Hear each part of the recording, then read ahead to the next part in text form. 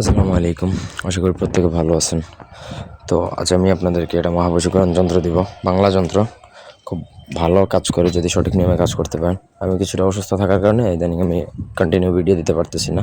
তো যারা এক কথা যে কাউকে বশ করতে চান, যাকে খুশি তাকে বশ করতে পারবেন। এটা ইন্দ্রজালের বাংলা যন্ত্র, এটা প্রত্যেকে লিখতে পারবেন। লেখার জন্য আশা করি কারো কোনো সমস্যা হবে না।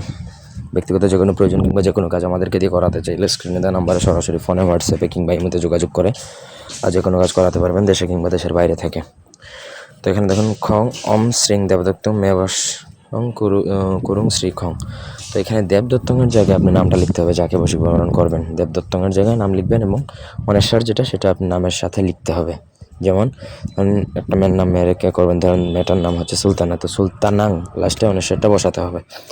তো এটা আপনাকে লিখতে হবে। যে কোনো অমাবস্যাতে এটা করা যায়, পূর্ণিমাতে এটা করবেন না, অমাবস্যা দেখে যেদিন অমাবস্যা সেদিন আপনি করবেন। এবং এটা ভোজপাতার মধ্যে লিখতে হবে। অরিজিনাল কিশোরের কালি দ্বারা, কেশর কালি, কেশর কস্তুরী যেটা সেটা, সেই কালি দ্বারা লিখবেন। অন্য কোনো কালি দ্বারা লিখবেন না। অন্য কোনো নিয়ম আমার জানা নেই। যে নিয়মটা আমি জানি আমি সেটা আপনাদেরকে শেয়ার করতেছি। আপনি সেভাবেই লিখতে হবে। এবং যখন লিখবেন তখন কানের জন্য বসে লিখবেন।